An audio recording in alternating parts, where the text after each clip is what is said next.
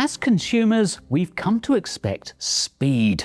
And that's fine when you're ordering a taxi or a takeaway. But when it comes to investing, our appetite for instant results can do real damage. R.P. Stevens is a financial author and podcaster.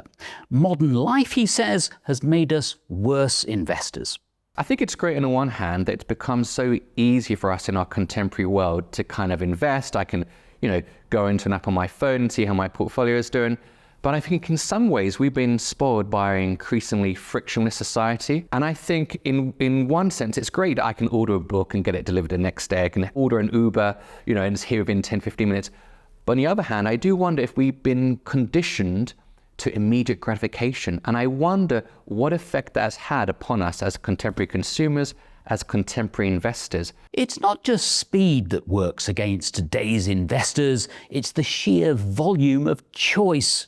R.P. Stevens illustrates the point with help from an unlikely source, Mick Jagger. I happen to be a very big Rolling Stones fan, and I bought a book several years ago in which the author speaks about the meaning behind particular Rolling Stones songs. And, Satisfaction, of course, is perhaps their signature tune written in 1965. So he's speaking there about just the abundance of choice available to him. And to go back to investing, I think that's something that can put off contemporary investors. The fact that there are so many choices available, regional funds, hot stocks, and so on.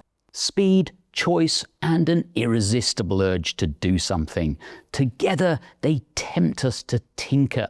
And as Warren Buffett once pointed out, all that tinkering comes at a cost. Warren Buffett's got this great analogy that he speaks about whereby he compares a bar of soap to our investment portfolios. The more and more that you tinker, the more and more that you have a bar of soap in your hand, the smaller it's likely to become. Likewise, with our investment portfolios, the more and more that we tinker, the more and more that we play around with our investment portfolio, the likelier that it's going to kind of, become reduced in value. I think we can, as contemporary investors, succumb to analysis paralysis. Should I have this percentage to this region of the world? Should I buy this hot stock? There's this broadsheet newspaper that's advocating this region of the world to investing.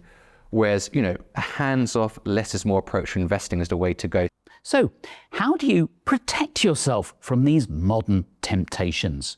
Once again, R.P. Stevens draws on popular culture to make his point. An investor's worst enemy is what he or she looks at when they look in the mirror. It's ourselves.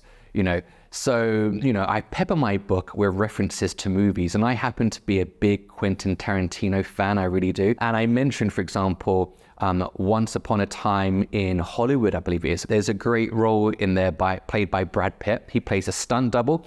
And I mentioned the fact that very often, investors, whether, male or female, we need stunt doubles. We need stunt doubles because very often people don't behave in the right manner. If there's geopolitical volatility, whether it's COVID-19 several years ago, whether it's an oil crisis, whether it's watching too much of the financial media, CNBC and so on, we actually need, our own stunt double at times. Many people do. So do you have a stunt double? Someone who can step in when your instincts are about to get you into trouble.